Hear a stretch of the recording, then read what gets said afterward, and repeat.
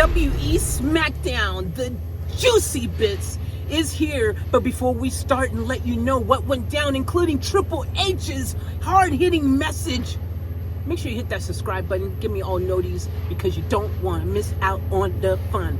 WWE Smackdown started out not the way you thought it would start, because everyone thought it would be Triple H coming out the game, starting it off like he did Raw, but that's not what happened. What happened was it was the Brawling Brutes. That's right, the Brawling Brutes started off against Imperium, and it was, hey look, it's a banger of a match because you know these guys throw down, but at the end of the day, it was, of course, the Brawling Brutes. I said the Brawling Boots. That could be a cool name too. The Brawling Boots. Because it was kind of like that. But at the end of the day, it was a boot to the face by Sheamus because his bro kick is unstoppable. And that's how they got the win over Imperium. And it was really a great match. It was a lot of fun, you know. But hey, sometimes good things come to those who wait. And look, the Brawling Brutes had victory. Imperium take a L. Look at that. Good times. I'm hoping you guys are enjoying yourselves this Easter. Happy Easter and all of that. Heyman and Solo are backstage. And Jay appears. He's like, yo, you seen my bro? You seen Jimmy? Where's he at? And Paul Heyman says, well, Roman wanted Jimmy to stay home and watch your match from home so he can see you do your thing from home.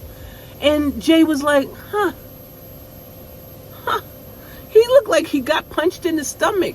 But it just seems like for some reason, Jay isn't figuring it out yet. He's not putting 2 plus 2 together.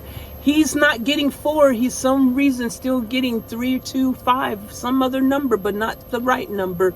So I don't know, but this is a very interesting situation because this set up the premise for the rest of the night, because Paul then tells Solo, if Jay does not take care of the Sami problem tonight, then you take care of our problems tonight. Ooh, the plot thickens. So you can tell already that something juicy is going down. But what could that be? That's what she said. Ricochet versus Ivan. That happened. That was a match. And Ricochet does what Ricochet does. Crazy super duper mad backflip for the W, of course, off the top ropes, making it spectacular. Ricochet ain't gonna just finish you off in the most boring way. No, he's gonna freaking make it spectacular. He's gonna put on a show for you. And that's what he did. And he got the W. I'm glad, because Ricochet needs to keep getting W's, and get a W all the way to the championship belt would be nice, because we all like Ricochet. And you know, I'm glad that Ricochet seems happy though, you know, even though he's not, you know, necessarily getting another op since he last had his belt, you know, but I think he's happy. I think he's doing all right, you know. There's a point in time where I was a little bit concerned about Ricochet, but Ricochet, I think, is on his way. All right, that's all I gotta say. Sami and KO are backstage, and Sami says he feels something doesn't feel right about Jay, and he feels he needs to talk to him. And KO is like, bruh, like, come on, man, these guys are more dangerous than ever now. You can't talk to them, especially after all that's happened. But Sami, you know, he's a good guy. He's wholesome. He's a good guy. He wants to kumbaya the world. He wants to keep world peace. You know, he's that guy. He's that guy. He's that guy who you can count on to be like, yo, I got a dream. I got a dream that one day the bloodline and all of us will get along. He's got a dream. Will it come true? Only time will tell. Yeah. There was only one women's match on the show tonight, and that was Liv and Rodriguez versus Shotzi and Natalya.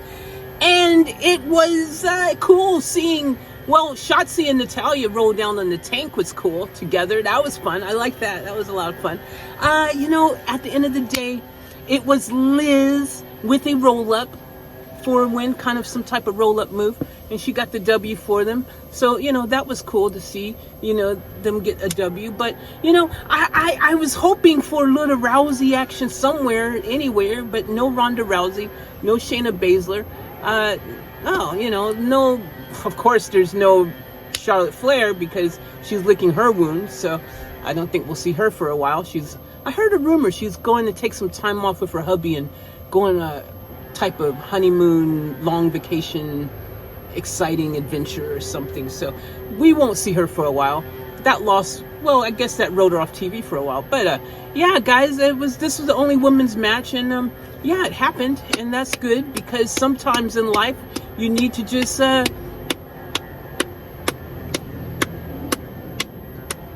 clapping my hands like those little monkey toys, remember?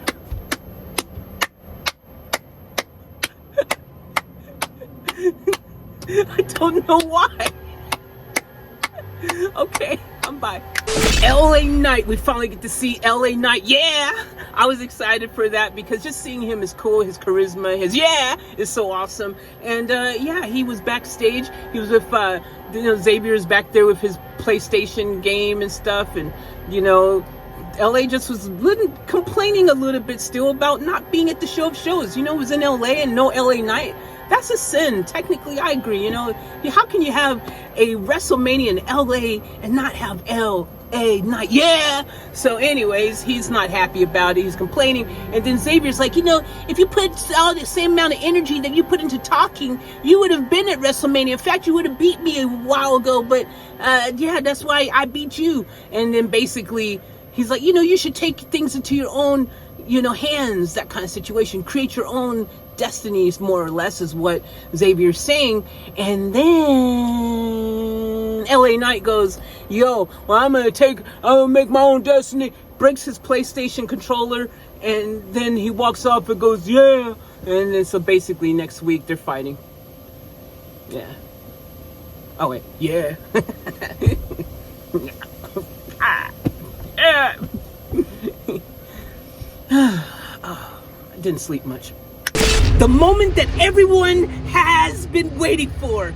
The moment that everyone was holding on to the edge of their seats for.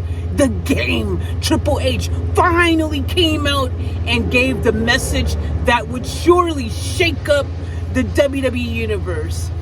Well, didn't really happen that way. You see, he came out and he basically told everyone that we broke all the records, every single record at WrestleMania. I mean, we had over 1 billion views on social media, and just this week alone, we broke freaking attendance and every record. He said they broke all the records, which is freaking awesome. I mean, congratulations. That's great news. I guess you guys really did a great job, and yeah, we're all happy about it as fans, but where's the juicy bits, man? Where's the juicy bits? We want to know. So then he says the big thing that we've all been waiting for. Oh, the draft will be in a few weeks. Yep, it's going to be a big draft. It's going to change everything. Everyone's going to be eligible for the draft. That is going to be huge, and it's going to change the game. And speaking of changing the game, here's Rhea Ripley.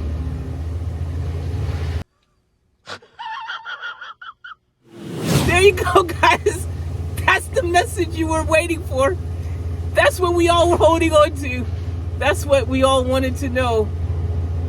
Yeah, well, I guess you guys got your hopes up too much again.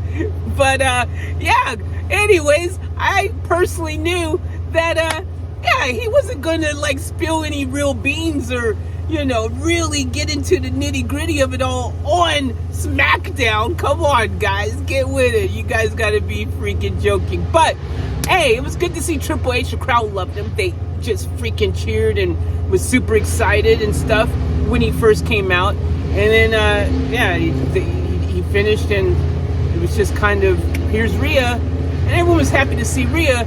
But I think a lot of people had their expectation glasses on again and was hoping for something bigger to be said. And, yeah, depending who you are, you might think the draft is a big deal, and maybe it will be, but only time will tell. So keep it locked and loaded, all notifications on so you don't miss out on all the latest WWE news with yours truly. Oh, shit!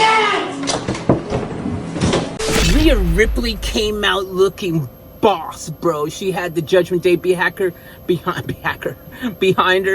and she had the gold looking just strapped around her, man, looking dope on her chest, coming out with the gold, looking like a real champion, a real boss, final boss, walking down Judgment Day behind her. She looked freaking intimidated, bro, but she looked dope, dude, and well earned. You know, it was so awesome to see Triple H. You know, he's showing her love on the way back out of the ramp. Showed all of them some love, you know, and that's cool to see. That's a lot of love there. Triple H, you know, Rhea's one of Triple H's, you know, proteges. All of them, actually. If Triple H has had his hands in the, you know, just the whole NXT game for a moment there, and it was so awesome. And this is the rewards we're getting now, and it's awesome to see.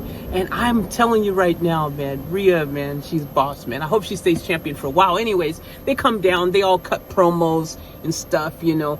Rhea is saying it's time for everyone to call her mommy because she's a big superstar now, blah blah blah. And then Dom attempts to do a little talk promo and stuff, but before Dom actually finishes, well, hold on, let me back up, dude. I'm getting so, it's hot in here. Are you hot? I'm hot. Let me tell you, hold on. So Finn Balor says, hey, I'm the real winner because I had to get 14 stitches, but I'm here and Edge is not. And then Damian kind of, well, did Dom say, oh, I need sleep, I need sleep. Dom attempts to talk, but the crowd won't let him talk, bro. They're booing like crazy. I mean, this is the loudest booing that I have ever heard for Dom's heel heat, which is great. It means he's doing his job really well. They're hating him. Like, they hate him more than people hate to be teased and follow the foreplay, and then there isn't no follow-up afterwards when a certain expectation of activity is expected. Yeah, it's like that. That's not a good feeling. Or when you go to KFC and you're hungry and you're expecting some fried chicken, and then they tell you that they're sold out because you know, chicken place, and they have no chicken. So that, yeah, I've had that happen. That's not a good feeling. But at the end of the day, he's doing a good job. They hating him. That's great. And then Damian finally comes out and he's like, I hope that Bad Bunny can forgive me speaking Spanish and speaking English at the end. Basically, that's how I know what he said, because yeah, my Spanish isn't what I wish it was. But he did say, I'm sorry, Bad Bunny. I hope Bad Bunny can forgive me. And he goes, because I forgive you for making me have to do what I had to do. And then it was finally the debut, kind of, so to speak, of Latino World Order. LWO comes out with Rey Mysterio, and they all have their shirts on, and this sets up a match between Rey Mysterio joining his partner, tag team match with Escobar against Damian Priest and Dominic Mysterio.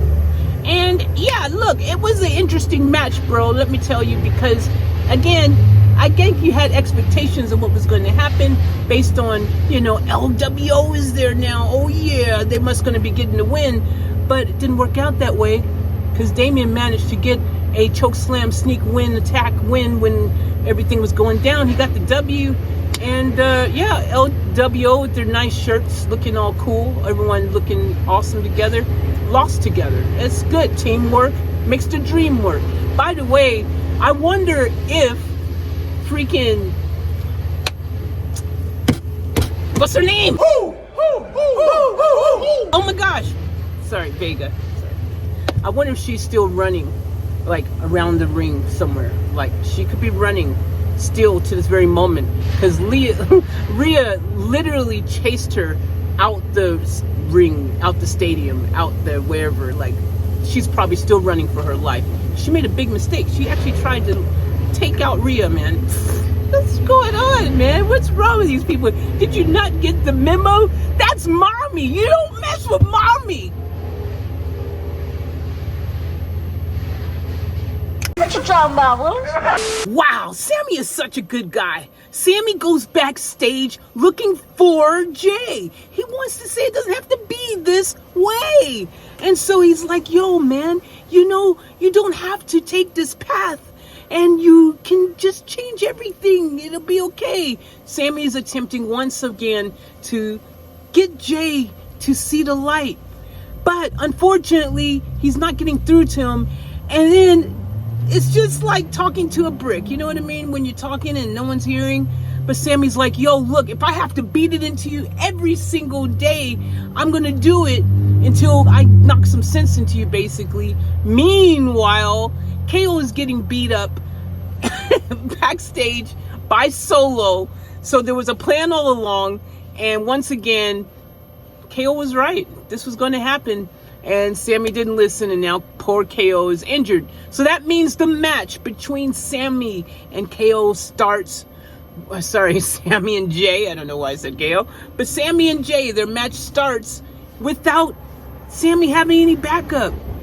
But of course, Jay has backup, because as the match progresses, guess who? It's Solo. That's right. Solo comes down, and he is intimidating around the ring, looking frightening like he always does.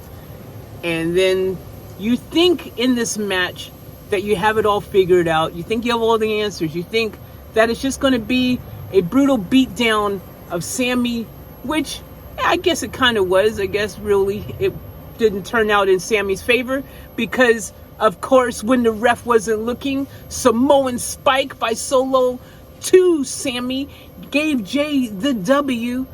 But then something unexpected happened. So then Solo was wanting to continue beating down Sami, and he was getting ready to do another Samoan Spike on him, and Jay stopped him. Oh my gosh, does that mean he's finally seeing the light? Has Sami's talking finally gotten through? Nah, because then Jay just kicked him and did it his way. Kicked him in the face, and then they both were getting ready to rain hell down on the Sami. But guess who would appear to the rescue? Our one special guest that we had from Raw, the unexpected, surprise return. It was Riddle. He's on SmackDown, surprise returning there too.